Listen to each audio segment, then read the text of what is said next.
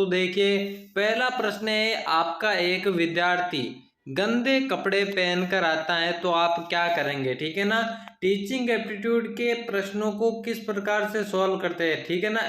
इनको जो है आपको राजस्थान जीके की तरह रटना नहीं है, बल्कि समझना है, किस प्रकार से आंसर देना। तो चार ऑप्शन मैं पढ़ देता हूँ। उस छात्र को साबुन खरीदने के पैसे देंगे, उसे सबके सामने लज्जित करेंगे, उसे कक्षा में सबसे अलग बाहर की तरफ बैठाएंगे, या फिर उस छात्र को बुलाकर गंदे वस्त्र धारण करने से होने वाली हानियों से अवगत कराएंगे। दोस्तों एग्जाम से पहले शिक्षण अभिरुचि के जितने भी महत्वपूर्ण प्रश्न बनते हैं वो आपको यहाँ पर क्लियर करवाए दिए जाएंगे। आपको उनको समझना है किस प्रकार से आंसर देना। तो जल्दी से आंसर बताइए दोस्तों, इसका क्या हो जाएगा इसका राइट आंसर। प्रश्न पूछा गया है, आपका एक विद्यार्थी गंदे कपड़े पहनकर आता है, आप क्या करेंगे। दोस्तों इन सभी सवालों का जवाब आपको एक शिक्षक होने के नाते देना है, ठीक है ना।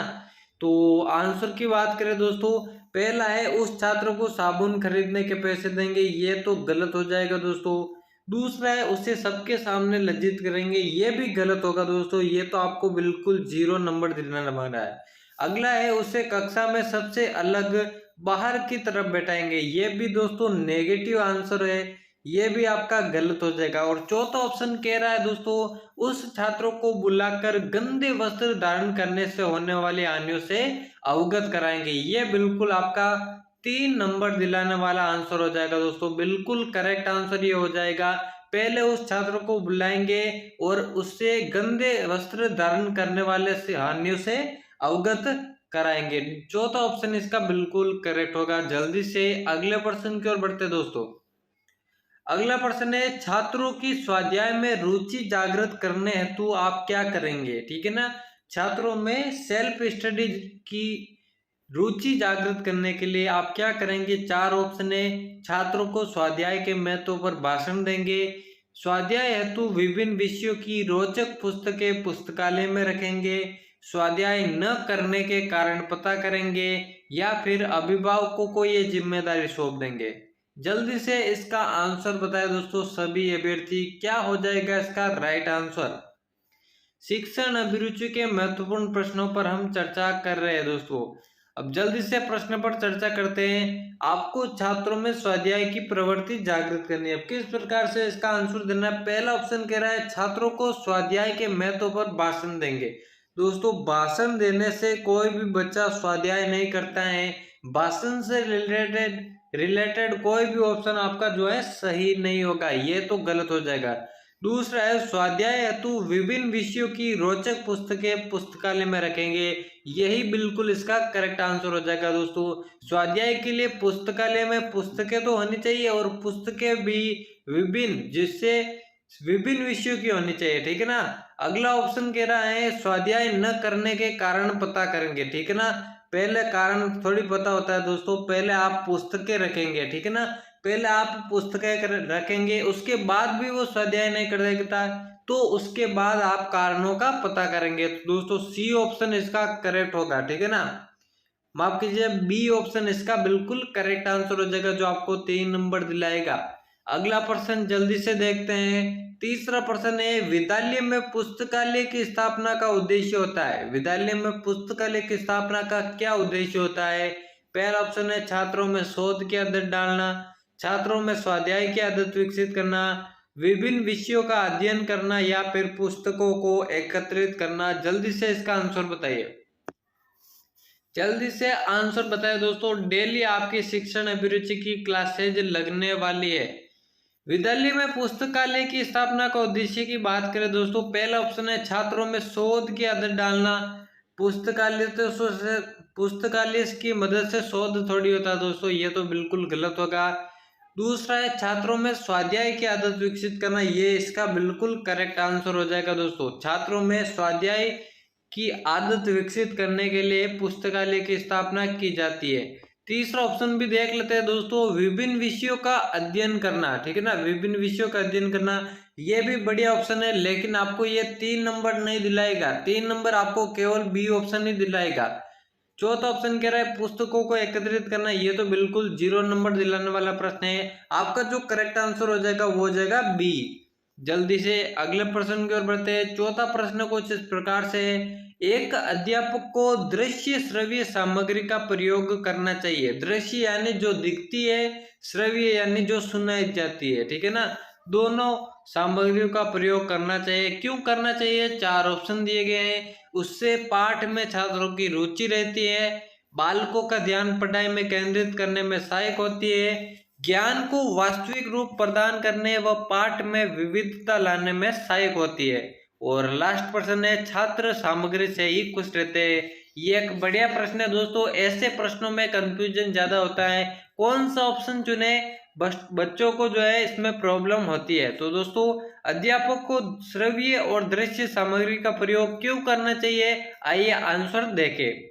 उससे पाठ में छात्रों की रुचि रहती है, ये भी बढ़िया प्रश्न है, लेकिन दोस्तों ये 3 नंबर आपका जो है नहीं दिलाएगा। दूसरा है बालकों का ध्यान पढ़ाई में केंद्रित करने में सहायक होती है, ये भी अच्छा ऑप्शन है, लेकिन ये भी आपको 3 नंबर नहीं दिलाएगा। हमें तलाश है 3 नंबर वाले की। तीसरा है ज्ञान को वास्तविक रूप प्रदान करने व पाठ में विविधता लाने में सहायक होती है, ये है दोस्तों सबसे बेहतरीन ऑप्शन, और यही आपको 3 नंबर दिलाएगा। चौथा है छात्र सामग्री से ही खुश रहते हैं, ये तो बिल्कुल 0 नंबर दिलाएगा। तो इसका मैं उम्मीद करता हूं आप सभी ने आंसर दिया होगा सी।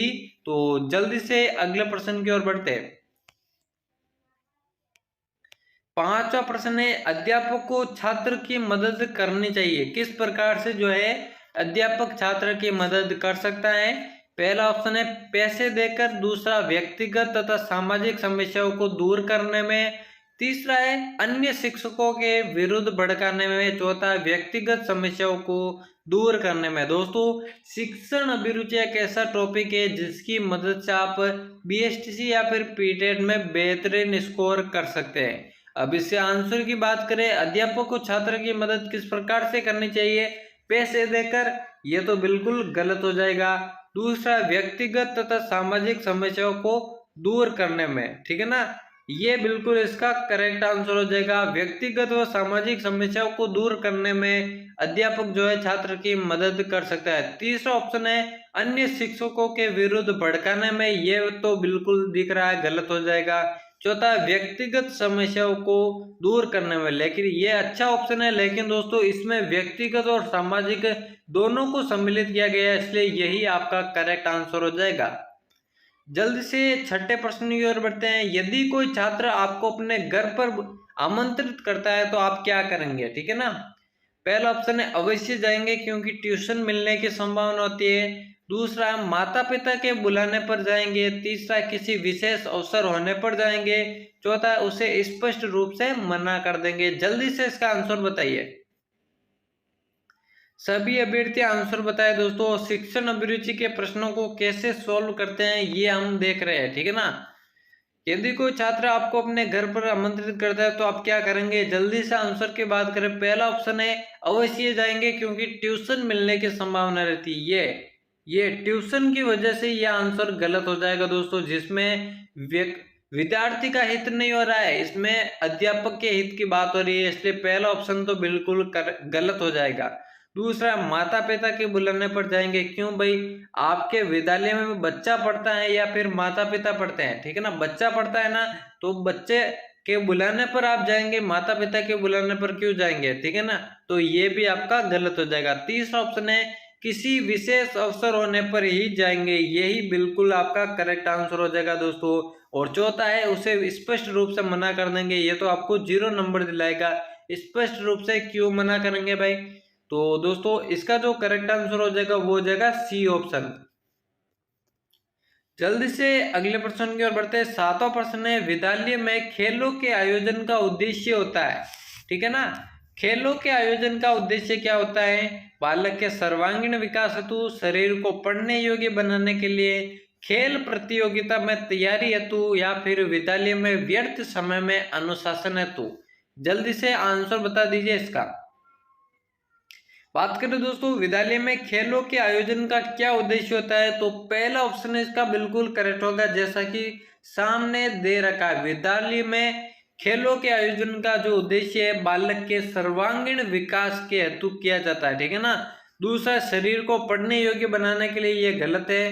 तीसरा, खेल प्रतियोगिता में तैयारी है, तो अच्छा ऑप्शन है लेकिन इससे बेहतर नहीं है। चौथा है विद्यालय में व्यस्त समय में अनुशासन है, तो ये भी बढ़िया है लेकिन सबसे बेहतरीन आंसर हो जाएगा दोस्तों बालक के सर्वांगीण विकास है, तो पहला ऑप्शन करेक्ट हो जाएगा। जल्दी से अगले प्रश्न की ओर बढ़ते हैं। 8वां प्रश्न है, सफल शिक्षक वह कहलाता है जो छात्रों की, ठीक है ना, सफल शिक्षक कौन कहलाता है? तो चार ऑप्शन देखिए, इच्छा अनुसार कक्षा में पढ़ाता है, कमजोरियों को नजरअंदाज करता है, अंतर्निहित संभावनाओं का विकास करता है, या फिर कक्षा में मित्रवत व्यवहार करता है। सफल शिक्षक कौन कहलाता है ये आपको बताना दोस्तों। चार ऑप्शन देखिए उसके बाद आंसर दीजिए, चारों ऑप्शनों को पढ़िए उसके बाद आंसर दीजिए। तो चलिए आंसर की बात करें, सफल शिक्षक कौन कहलाता है? पहला ऑप्शन है इच्छा अनुसार कक्षा में पढ़ाता है, जो छात्रों की इच्छा अनुसार कक्षा में पढ़ाता है, ये गलत होगा दोस्तों। शिक्षक को छात्रों की इच्छा अनुसार पढ़ाना जरूर चाहिए, लेकिन हर बात में वो छात्रों की इच्छा अनुसार कक्षा में पढ़ाए, ये अच्छा नहीं है, ये आपका गलत ऑप्शन होगा। दूसरा है कमजोरियों को नजरअंदाज करता है, ये तो बिल्कुल 0 नंबर दिलाएगा। कमजोरियों को कैसे नजरअंदाज किया जाता है? विद्यालय में बच्चा इसलिए पढ़ता है ताकि उसकी कमजोरियों को दूर किया जा सके। तीसरा ऑप्शन है दोस्तों अंतर्निहित संभावना का विकास करता है, और यही बिल्कुल आपका 3 नंबर दिलाने वाला ऑप्शन हो जाएगा। चौथा है कक्षा में मित्रवत व्यवहार करता है, ये अच्छा ऑप्शन है लेकिन सबसे बेहतरीन नहीं, तो तीसरा ऑप्शन इसका करेक्ट आंसर हो जाएगा। जल्दी से अगले प्रश्न की ओर बढ़ते हैं। 9वां प्रश्न है दोस्तों, आपके प्रश्नों का उत्तर एक छात्र अंशतः शुद्ध देता है, तो आप क्या करेंगे? एक छात्र आपके प्रश्नों का उत्तर अंशतः शुद्ध देता है, यानी कि लगभग शुद्ध देता है, लेकिन पूरा उत्तर उसने नहीं बताया अभी तक, तो आप क्या करेंगे? पहला ऑप्शन है उसे वैसा ही छोड़ देंगे, दूसरा है शुद्ध उत्तर स्वयं बता देंगे, तीसरा है छात्रों से शुद्ध उत्तर प्राप्त करने का प्रयास करेंगे, चौथा है शुद्ध उत्तर नहीं बताएंगे। तो जल्दी से आंसर दीजिए, जल्दी से इसका आंसर दीजिए ताकि अगले प्रश्न की ओर बढ़े दोस्तों। अब आंसर की बात करें दोस्तों, पहला ऑप्शन है उसे वैसा ही छोड़ देंगे, ये तो बिल्कुल गलत होगा दोस्तों। कोई प्रश्न है अगर वो पूरी तरह से सही नहीं हुआ है तो उसे शुद्ध करने का प्रयास करेंगे, या फिर उसे वैसा ही छोड़ देंगे, तो दोस्तों ये गलत हो जाएगा। दूसरा है शुद्ध उत्तर स्वयं बता देंगे, दोस्तों पहले आप शुद्ध उत्तर नहीं बताएंगे, ठीक है ना, पहले आप शुद्ध उत्तर नहीं बताएंगे, पहले आप छात्रों से शुद्ध उत्तर प्राप्त करने का प्रयास करेंगे, ठीक है ना, पहले आप छात्रों से प्राप्त करेंगे, अगर छात्रों से नहीं होता है तो फिर आप देंगे, तो सी ऑप्शन इसका करेक्ट आंसर हो जाएगा। चौथा उत्तर है शुद्ध उत्तर नहीं बताएंगे, बिल्कुल 0 नंबर आपको दिलाएगा ये ऑप्शन। तो दोस्तों इसका जो करेक्ट आंसर हो जाएगा वो हो जाएगा सी ऑप्शन। अगला प्रश्न है दोस्तों, उम्मीद करता हूं आपको जो है समझ में आ रहा होगा, कुछ इस प्रकार से आपके डेली शिक्षण अभिरुचि की बेहतरीन क्लासेज होने वाली है दोस्तों। छात्रों की चोरी की प्रवृत्ति को रोकने के लिए आप क्या करेंगे, ठीक है ना। पहला ऑप्शन है कक्षा में उनको बेइज्जत करेंगे, या फिर प्रधानाध्यापक को बताएंगे, चोरी के कारणों का पता लगाकर उनका निदान करेंगे, या फिर पुलिस की सहायता लेंगे। बहुत ही बढ़िया प्रश्न है दोस्तों, सभी को आंसर देना है कमेंट बॉक्स में। पहले दोस्तों शिक्षण अभिरुचि के प्रश्नों को हल करने के लिए आपको चारों ऑप्शनों को पढ़ना होगा, ठीक है ना, चारों ऑप्शनों को पढ़ना होगा, उसके बाद ये आंसर देना है। तो जल्दी से बात करते हैं, छात्रों की चोरी की प्रवृत्ति, दोस्तों कक्षा में उनको बेइज्जत करेंगे, ये तो दोस्तों विद्यार्थी के अहित की बात हो रही है, नेगेटिव बात हो रही है, इसलिए ये तो बिल्कुल आपका गलत हो जाएगा। दूसरा है प्रधानाध्यापक को बताएंगे, क्यों भाई, सीधे आप प्रधानाध्यापक को थोड़ी बता देंगे, एक अध्यापक होने के नाते ही आपकी कुछ ड्यूटी बनती है, तो ये भी आपका गलत हो जाएगा। तीसरा है चोरी के कारणों का पता लगाकर उनका निदान करेंगे, और चौथा है पुलिस की सहायता लेंगे। दोस्तों इसने चोरी के लिए आप सीधे पुलिस को कॉल नहीं करेंगे, आप सबसे पहले क्या करेंगे, चोरी के कारणों का पता लगाएंगे और उसके बाद उनका निदान करेंगे। यही आप करेंगे एक विद्यार्थी के लिए, एक अध्यापक होने के नाते। तो तीसरा ऑप्शन इसका करेक्ट हो जाएगा। जल्दी से बढ़ते अगले प्रश्न की ओर। 11वां है दोस्तों, प्रारंभिक शिक्षा व्यवस्था में बच्चे विद्यालय से विरत हो जाते हैं क्योंकि शिक्षक उनकी हाजिरी लेने में कठोरता नहीं बरतते, उनकी आर्थिक परिस्थिति एवं अन्य दशाएं अनुकूल नहीं होती है, या फिर विद्यालय में शिक्षक प्रेरित नहीं कर पाते हैं, या फिर शिक्षकों की संख्या अधिक होती है। दोस्तों प्रश्न कह रहा है प्रारंभिक शिक्षा व्यवस्था में बच्चे विद्यालय से विरत हो जाते हैं। विरत मतलब कई बार विद्यालय नहीं आते हैं, कई बार विद्यालय से दूर हो जाते हैं। तो ऐसा क्यों होता है? क्योंकि शिक्षक उनकी हाजिरी लेने में कठोरता नहीं बरतते। यह तो बिल्कुल गलत हो जाएगा दोस्तों। दूसरा है उनकी आर्थिक परिस्थिति एवं अन्य दशाएं अनुकूल नहीं होती। ये इसका बेहतरीन आंसर हो जाएगा। या तो उनकी आर्थिक परिस्थिति सही नहीं होती है, या फिर कोई अन्य दशा उनके अनुकूल नहीं होती है, जिसकी वजह से वो विद्यालय से क्या हो जाते हैं? विरत हो जाते हैं। तीसरा है विद्यालय में शिक्षक प्रेरित नहीं कर पाते। ये भी गलत है। शिक्षकों की संख्या अधिक होती है, ये भी गलत हो जाएगा दोस्तों। इसका जो सही आंसर हो जाएगा वो हो जाएगा बी ऑप्शन। जल्दी से आए अगले प्रश्न की ओर बढ़ते हैं। अध्यापक को स्वाध्याय में लिप्त देखकर छात्र के मन में क्या होता है वही आपको बताना है। स्वाध्याय की भावना जागृत होती है, स्वाध्याय की भावना कुछ कुछ जागृत होती है, कोई भावना जागृत नहीं होती है, या फिर पढ़ने से विरक्ति उत्पन्न हो जाती है। तो वो क्या होता है छात्र के मन में वही आपको बताना है दोस्तों। अध्यापक को स्वाध्याय में लिप्त देखकर। जल्दी से सभी अभ्यर्थी कमेंट में आंसर बताइए दोस्तों, जल्दी से आंसर बताइए दोस्तों। अब आंसर की बात करें दोस्तों, अध्यापक को स्वाध्याय में लिप्त देकर छात्र के मन में स्वाध्याय की भावना जागृत होती है, यही बिल्कुल करेक्ट आंसर हो जाएगा दोस्तों। एक टीचर को देखकर विद्यार्थी के मन में भी वही होता है जो एक टीचर करता है दोस्तों। दूसरा ऑप्शन है स्वाध्याय की भावना कुछ कुछ जागृत होती है, ये गलत होगा। तीसरा कोई भावना जागृत नहीं होती है, ऐसा तो होगा ही नहीं। चौथा पढ़ने से विरक्ति उत्पन्न हो जाती है। अब जब कोई बंदा जिसे हम टीचर कहते हैं वो स्वाध्याय कर रहा है तो हमारे मन में पढ़ाई से विरक्ति कैसे उत्पन्न हो जाती है, ये भी गलत हो जाएगा। इसका जो बढ़िया आंसर होगा वो जाएगा दोस्तों पहला ऑप्शन, ठीक है ना। जल्दी से अगले प्रश्न की ओर बढ़ते हैं। 13वां प्रश्न है दोस्तों, छात्रों में खेल के प्रति रुचि पैदा करना है तो आप क्या करेंगे, ठीक है ना। बढ़िया प्रश्न है दोस्तों, एग्जाम में आने लायक प्रश्न है। छात्रों में खेल के प्रति रुचि पैदा करना है तो आप क्या करेंगे? स्वयं उसके साथ खेलेंगे, विभिन्न खेलों से संबंधित खिलाड़ियों के उदाहरण देंगे, खेलों के महत्व पर विस्तार से प्रकाश डालेंगे, या फिर उन्हें खेलने के लिए कहकर स्वयं अन्य कार्य करेंगे, ठीक है ना। तो चारों ऑप्शनों में से कौन सा हो जाएगा?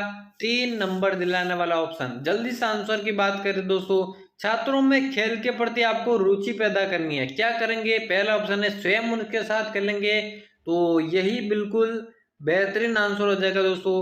दूसरा कह रहे हैं विभिन्न खेलों से संबंधित खिलाड़ियों के उदाहरण देंगे, ये तो गलत हो जाएगा दोस्तों। तीसरा है खेलों के महत्व पर विस्तार से प्रकाश डालेंगे। दोस्तों आप बाकी काम छोड़कर खेल के महत्व पर भाषण देना शुरू कर देंगे, तो ये तो गलत होगा दोस्तों। चौथा है उन्हें खेलने के लिए कहकर स्वयं अन्य कार्य करेंगे, ये भी गलत हो जाएगा। सबसे बेहतरीन आंसर होगा दोस्तों स्वयं उनके साथ खेलेंगे, ठीक है ना। स्वयं उनके साथ खेलेंगे तो उनमें भी जो है खेलने के प्रति रुचि पैदा होगी। पहला ऑप्शन इसका करेक्ट हो जाएगा। जल्दी से बढ़ते अगले प्रश्न की ओर। दोस्तों आपको शिक्षण अभिरुचि की पहली क्लास कैसी लगी कमेंट बॉक्स में जरूर बताएगा, ताकि आने वाली क्लासेज में जो है और प्रश्नों को ऐड करके बेहतरीन क्लासेस शुरू की जाए। यदि आपके विद्यालय में भिन्न भिन्न जाति वाले शिक्षक है तो आपका उनके प्रति व्यवहार कैसा होगा? एक शिक्षक होने के नाते आपको आंसर देना है। पहला ऑप्शन है कोई भेदभाव नहीं रखेंगे, दूसरा उनसे विशेष संबंध नहीं रखेंगे, तीसरा केवल अपने विषय वाले शिक्षकों से संपर्क रखेंगे, चौथा है अपने कार्य से मतलब रखेंगे। तो कौन सा हो जाएगा राइट आंसर? जल्दी से बताइए। यदि आपके विद्यालय में अलग अलग जाति वाले शिक्षक है तो आपका उनके प्रति क्या व्यवहार होगा? आइए ऑप्शनों को देखिए। पहला ऑप्शन है कोई भेदभाव नहीं रखेंगे, उनसे विशेष संबंध नहीं रखेंगे, केवल अपने विषय वाले शिक्षकों से संपर्क रखेंगे, अपने कार्य से मतलब रखेंगे। तो ये तीनों दोस्तों बिल्कुल गलत हो जाएंगे, ठीक है ना। इसका जो करेक्ट आंसर होगा वो हो जाएगा पहला ऑप्शन, उनसे कोई भेदभाव नहीं रखेंगे, चाहे बच्चा हो या शिक्षक हो, चाहे अलग अलग जाति वाले हो, आपसे कोई संबंध उनसे मतलब भेदभाव नहीं रखना है, ठीक है ना। उनसे वैसे ही संबंध बनाने हैं जो कि बाकी विषयों वाले टीचर से आप बनाते हैं। तो दोस्तों इसका जो बढ़िया आंसर होगा वो हो जाएगा पहला आंसर। और दोस्तों आज की सीरीज का शिक्षण अभिरुचि की पहली क्लास का ये होने वाला है अंतिम प्रश्न। बढ़िया प्रश्न है दोस्तों। गृह कार्य छात्रों को स्वाध्याय प्रेमी तो बनाता है, इसके साथ साथ छात्रों में क्या करता है, तर्क शक्ति एवं विचार शक्ति उत्पन्न करता है, घूमने की प्रवृत्ति को कम करने में सहायक है, मनोरंजन की भावना को कम कर देता है या फिर थकान उत्पन्न करता है। आपको आंसर देना दोस्तों। गृह कार्य छात्रों को स्वाध्याय प्रेमी तो बनाता है, इसके साथ साथ क्या करता है, जल्दी से चारों ऑप्शनों को पढ़िए और आंसर दीजिए। उसके बाद राइट आंसर हम बताते हैं, जल्दी से बताइए। ऑप्शनों को देखिए दोस्तों, पहला ऑप्शन है तर्क शक्ति एवं विचार शक्ति उत्पन्न करता है, बिल्कुल यही इसका करेक्ट आंसर होगा। दूसरे ऑप्शनों को भी देख लेते हैं, घूमने की प्रवृत्ति को कम करने में सहायक है, ये तो बिल्कुल गलत होगा दोस्तों। घूमना तो बिल्कुल अच्छा है, ठीक है ना, घूमना तो अच्छा है, तो इसकी प्रवृत्ति को कम करने वाला ऑप्शन कैसे सही हो सकता है, तो ये गलत है। तीसरा मनोरंजन की भावना को कम कर देता है, ये तो गलत है बिल्कुल। चौथा है थकान उत्पन्न करता है, गृह कार्य से दोस्तों थकान उत्पन्न नहीं होती है, बल्कि क्या होती है, तर्क शक्ति एवं विचार शक्ति उत्पन्न होती है, तो यही बिल्कुल इसका करेक्ट आंसर हो जाएगा। तो दोस्तों यहाँ पर कुछ शिक्षण अभिरुचि के महत्वपूर्ण प्रश्नों की सीरीज समाप्त होती है। उम्मीद करता हूँ दोस्तों आपको वीडियो पसंद आएगी। दोस्तों ऐसी ही क्लासेस शिक्षण अभिरुचि की आपकी डेली लगने वाली है, ठीक है ना, डेली लगने वाली है राजस्थान जीके और शिक्षण अभिरुचि की, जल्दी बाकी विषयों की भी लगने वाली है।